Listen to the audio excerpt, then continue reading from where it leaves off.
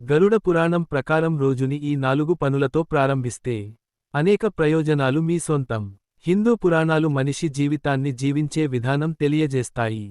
ఈ పురాణాల్లో ఒకటి గరుడ పురాణం. శ్రీ మహావిష్ణువు అధినేత అయిన ఈ పురాణంలో మనిషి బతికి ఉందా చేసే పనులు మాత్రమే కాదు, ఆ పనుల వలన మరణించిన తర్వాత జీవి చేసే యాత్రను కూడా తెలియజేస్తుంది. అంతేకాదు గరుడ పురాణంలో నియమాలు, విజయానికి సంబంధించిన అనేక రహస్యాలు దాగి ఉన్నాయి.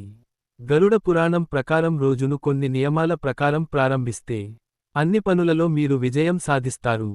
గరుడ పురాణానికి హిందూ మతంలో ముఖ్యమైన స్థానం ఉంది. ఇది 18 మహాపురాణాలలో ఒక ముఖ్యమైన పురాణంగా పరిగణించబడుతుంది.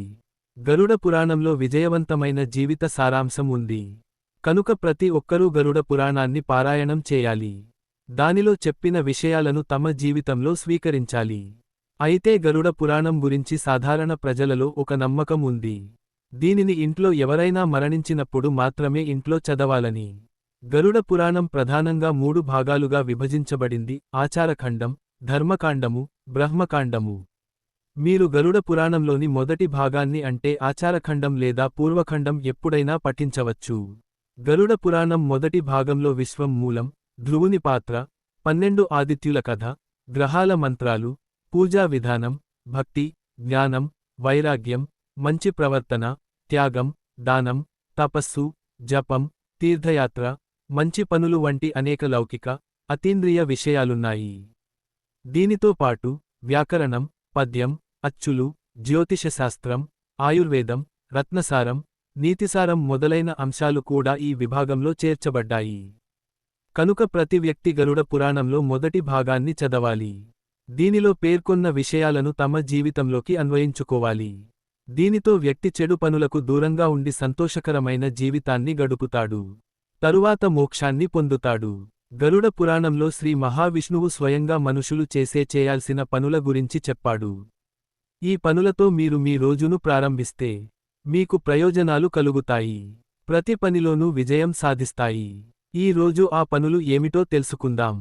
ఈ 4 విషయాలతో మీ రోజును ప్రారంభించండి. గరుడ పురాణం ప్రకారం ఒక వ్యక్తి ప్రతిరోజూ స్నానం చేసిన తర్వాత ముందుగా దేవుడిని పూజించాలి. రోజును పూజతో ప్రారంభించడం ద్వారా దేవతలు మాత్రమే కాదు పూర్వీకుల ఆశీర్వాదం కూడా పొందుతారు. చేపట్టిన ప్రతి పనిలో విజయం సాధిస్తారు. ఉదయం ఆహారం తీసుకునే ముందు ఆ ఆహారాన్ని దేవునికి సమర్పించండి. దీని తర్వాతే ఆహారం, నీరు తీసుకోండి.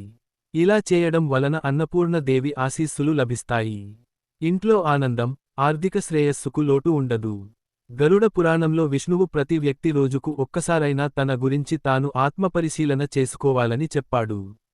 ఇలా చేయడం వలన మీకు తప్పు ఒప్పుల మధ్య తేడాను గుర్తించడంలో, కొత్త ఆలోచనలను చేయడంలో సహాయపడుతుంది. ప్రతిరోజూ ఎవరో ఒకరికి సహాయం చేయాలి. మీ సామర్థ్యం ప్రకారం ఆకలితో ఉన్న వ్యక్తికి ఆహారం పెట్టవచ్చు, ఆవుకు ఆహారం అందించవచ్చు, పక్షులకు ధాన్యాన్ని తినిపించవచ్చు, లేదా కుక్కకు రొట్టె తినిపించవచ్చు. ఎవరైతే ప్రతిరోజూ ఈ పనులను క్రమం తప్పకుండా చేస్తారో వారికి పుణ్యం లభిస్తుంది.